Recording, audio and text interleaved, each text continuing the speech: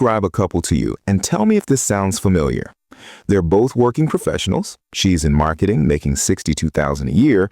He's in IT, pulling in $71,000. Combined household income, $133,000. That puts them in the top 25% of American households.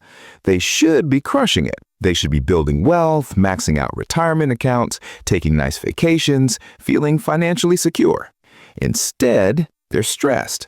They're living paycheck to paycheck or close to it. They've got maybe 2 months of expenses saved up, and that's being generous. When their car needed an unexpected repair last month, they had to put it on a credit card. They both work full-time, sometimes more than full-time. They're exhausted. They rarely see each other during the week, except for a few tired hours in the evening. And the craziest part? They've done everything right. They got the degrees, they got the careers, they got married, combined their finances, bought a house in a decent school district. They did exactly what they were supposed to do. So why does it feel like they're drowning? Why does a household making over 6 figures feel so financially fragile? If you've ever looked at your combined income and thought, we make too much money to feel this broke, this video is going to make a lot of things click into place. My name is Bobby, and I spend way too much time thinking about why 2-income households are often worse off than single-income households from 50 years ago. If you're someone who's working alongside a partner, both of you grinding, and you can't figure out why it still doesn't feel like enough, make sure to hit that subscribe button and give this video a thumbs up if this helps you out. Here's the thing. We've been sold this story that 2 incomes are better than 1. It seems mathematically obvious, right? If one person making $50,000 can support a family, then 2 people making $50,000 each should be able to support that same family and have an extra $50,000 left over for savings, investments, and building wealth. That's just basic addition. Except that's not what happened. What actually happened is one of the biggest financial bait and switches in modern American history, and almost nobody talks about it. The term for this phenomenon is the 2-income trap, and it was coined by Elizabeth Warren, yes, that Elizabeth Warren, back in 2003 when she was still a Harvard bankruptcy law professor, long before she became a senator. She and her daughter, Amelia Warren Tyagi, wrote an entire book about this after studying over 2,000 families who had filed for bankruptcy. And what they found was genuinely shocking. Having 2 incomes didn't make families more financially secure, it made them more vulnerable. It made them more likely to go bankrupt, not less. Families with 2 working parents were actually more likely to file for bankruptcy than single-income families. Let that sink in. Working twice as hard, bringing home 2 paychecks, doing everything the modern economy told you to do, and you end up more likely to lose everything. That's not a personal finance failure, that's a systemic trap, and you're probably standing right in the middle of it. Let me take you back to 1970 for a second, because understanding the history is crucial to understanding the trap. In 1970, about 43% of women participated in the workforce. The typical middle-class family had one primary breadwinner, usually the father, and one parent at home, usually the mother, managing the household. And here's what most people don't realize. That single income was enough. Not just barely enough, actually enough. According to data from the Bureau of Labor Statistics and Census records, a median single-income family in 1970 could afford a median-priced home, spending about 25% of their income on housing. They could afford to put their kids in public schools that were reasonably well-funded, regardless of neighborhood. They could afford basic health care, a car, food, and still have money left over for savings and the occasional family vacation. They had financial margin, they had breathing room, and critically, they had a backup plan.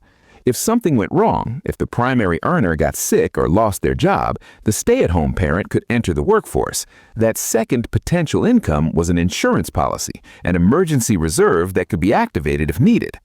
Now, fast forward to today. Female workforce participation is around 57% and much higher among married mothers specifically. The 2-income household has become the norm, not the exception. In over 60% of married couples with children, both parents work.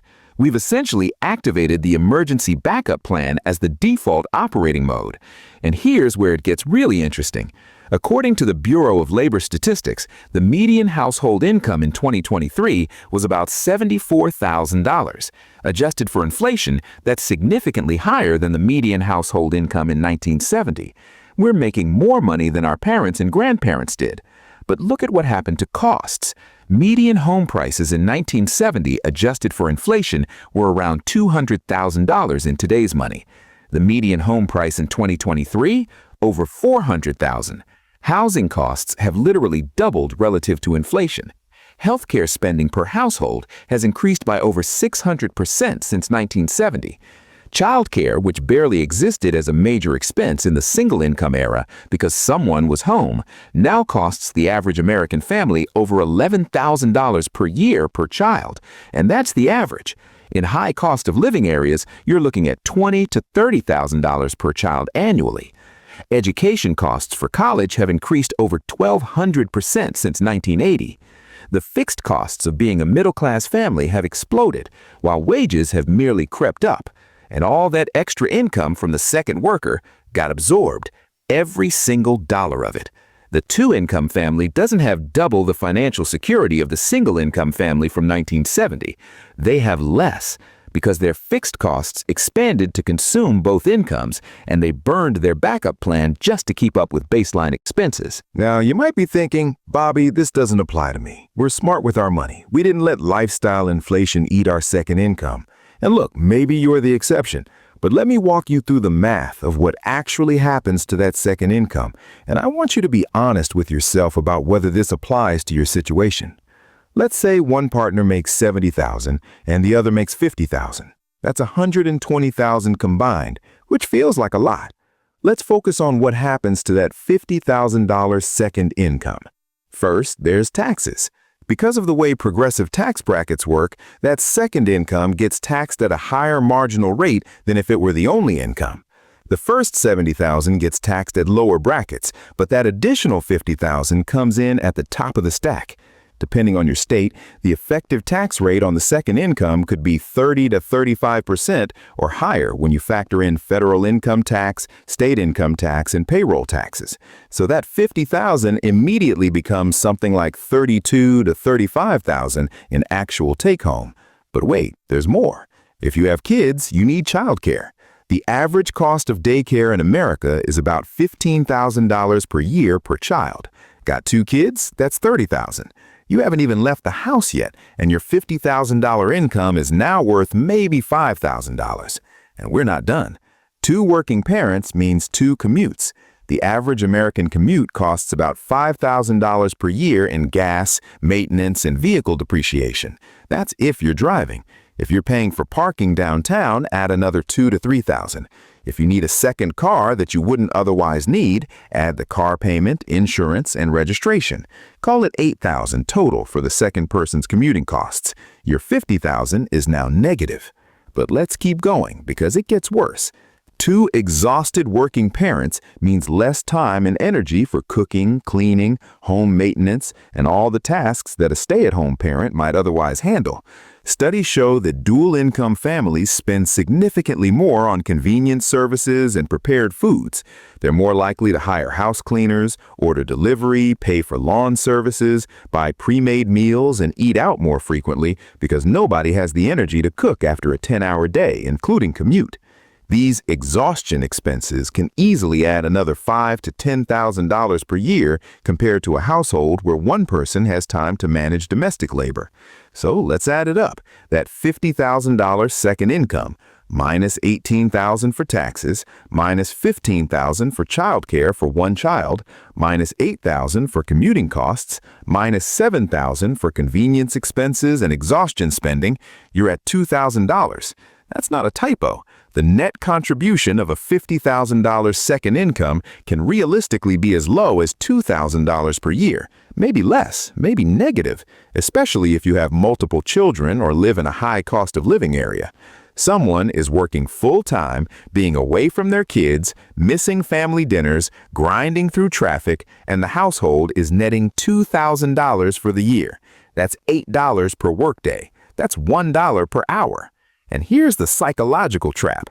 Because the gross numbers look big, because you see that $120,000 combined income on your tax return, you feel like you should be doing well. You make spending decisions based on that $120,000. You buy a house based on what two incomes can qualify for. You take on car payments that two incomes can theoretically support. The bank looks at your combined income and says, yes, you can afford this $400,000 mortgage, and technically you can, as long as both incomes keep flowing forever, as long as neither of you gets sick or laid off or burned out or needs to take care of an aging parent or has a child with special needs or hits any of the 1,000 unexpected life events that humans encounter. This is where the trap snaps shut, and it's the part that Elizabeth Warren's research really drove home. The single-income family from 1970 had something the two-income family today doesn't have: financial flexibility. If the breadwinner lost their job, the stay-at-home parent could find work. Not ideal, but it was a backup. It was margin. It was resilience. The two-income family has already played that card. Both incomes are already fully committed to the monthly nut. There's no backup plan. There's no reserve income to activate. If either partner loses their job, gets sick, or can't work for any reason, the family doesn't just lose that income. They often can't maintain their fixed costs even temporarily because those costs were sized for two incomes. This is why Warren's research found that two-income families were more likely to file bankruptcy. It's not because they were irresponsible, it's because they had no margin for error. They were operating at 100% capacity with no reserves, like a car running with no oil in the engine. Everything works fine until it doesn't, and then everything breaks at once. A 2019 study from the Federal Reserve found that nearly 40% of American adults couldn't cover a $400 emergency expense without borrowing or selling something. 40%. And many of those people are in dual-income households making solid money on paper. They're not broke because they don't earn enough. They're broke because their expenses expanded to consume every dollar of their combined earnings, and they're one unexpected transmission repair away from financial crisis. And here's what really gets me. The expenses that consumed the second income weren't luxury expenses. They weren't boats and vacations and frivolous spending, at least not primarily. They were housing and childcare and healthcare and education. They were the fixed costs of participating in the middle class. Look at housing specifically, because this is where the bidding war effect becomes clear. In the single-income era, families competed for housing based on one income. When two-income families became the norm, families suddenly had twice the purchasing power for the same houses. What do you think happened to prices? They got bid up, way up. If everyone has two incomes, then two incomes become the baseline requirement, and suddenly you need two incomes just to afford what one income used to buy. It's like an arms race where everyone escalated and nobody won. The same thing happened with education. School districts are largely funded by property taxes, which means good schools exist in expensive neighborhoods. Parents naturally want to live in areas with good schools, so families started bidding up property prices in good school districts using their two incomes to outbid others. This created what Warren calls the bidding war for educational opportunity. The price of admission to good public schools became a $400,000 mortgage instead of a $200,000 mortgage. You're not paying tuition, but you're paying the tuition equivalent in your housing costs. And once you're locked into that mortgage, you're locked into needing both incomes forever. You can't go down. You can't go back to one income. The trap has closed. Now, you might be thinking, okay, Bobby, but what am I supposed to do? I can't just have my partner quit their job. We need both incomes to survive. And I hear you. That's exactly the trap. You need both incomes to survive the lifestyle you've built around both incomes. But here's the mindset shift that changes everything. You need to start treating the second income like it's temporary, even if it isn't. Here's what I mean. Most families do the opposite. They treat both incomes as permanent and guaranteed, and they build their fixed costs accordingly. They buy the house that two incomes can afford, they lease the cars that two incomes can support, they enroll the kids in activities and schools that two incomes can pay for, and then they're stuck. They've built a life that requires two incomes to function, which means neither partner can ever stop working, even if they want to, even if life circumstances make it necessary. The alternative approach is what I call the one-income foundation. You structure your fixed costs, your non-negotiable monthly expenses, so they can be covered by one income alone. The second income then becomes entirely discretionary. Savings, investments, debt payoff, or yes, some lifestyle enhancement. But the critical difference is that you could survive without it. You'd have to cut back, sure. Life wouldn't be as comfortable, but you wouldn't lose the house. You wouldn't go bankrupt. You'd have the margin that modern dual-income families have lost. Let me make this concrete. Say your household makes $130,000 combined, $75,000 and $55,000. Instead of taking on a mortgage that requires $100,000 or more in annual income to service, you take on a mortgage that can be comfortably covered by $60,000. Instead of having 2 car payments, you have 1 or none. You live in a neighborhood that's maybe slightly less prestigious, with schools that are good but not elite. You buy the house that one income can afford, and you bank the difference. That second income, or at least the majority of it, goes straight into building wealth. Emergency fund first, then retirement accounts, then taxable investments. Every dollar you invest is buying back optionality. It's buying the flexibility to have one partner step back if needed, to take a career risk, to handle a health crisis, to be present for aging parents, to actually have a choice. This requires sacrifice in the short term. It means driving past the nice houses you could technically qualify for. It means explaining to friends why you're not upgrading your lifestyle, even though you got a raise. It means resisting the social pressure to spend like a dual-income family because you're building like a single-income family. But here's the payoff. Within 5 to 10 years of this approach, something magical happens. The investments you made with that second income start generating their own income. Compounding takes over, and suddenly you actually have what you thought dual incomes would give you in the first place: genuine financial security. You're no longer 2 job losses away from crisis. You're building wealth instead of treading water. You can make decisions based on what's best for your family rather than what's necessary to make the mortgage payment. I want to leave you with one final thought because I think it reframes this whole conversation. The 2-income trap isn't really about income. It's about flexibility. It's about margin. It's about having options. Our grandparents with 1 income had something that we've traded away: the ability to absorb a shock, to change direction, to have one partner focus on raising kids or caring for family without the whole financial structure collapsing.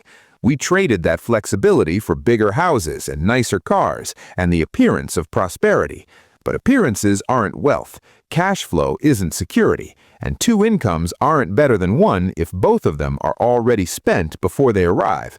The families who thrive financially in the modern economy aren't the ones who earn the most. They're the ones who've preserved their flexibility, who've refused to let their expenses expand to consume their income, who've kept their backup plan in reserve, instead of deploying it just to keep up with the Joneses. You can earn your way out of a lot of problems, but you can't earn your way out of a trap you don't even know you're in. Now you know. The question is what you're going to do about it. If this video helped you see your finances differently, make sure to smash that like button and subscribe for more content that challenges how you think about money.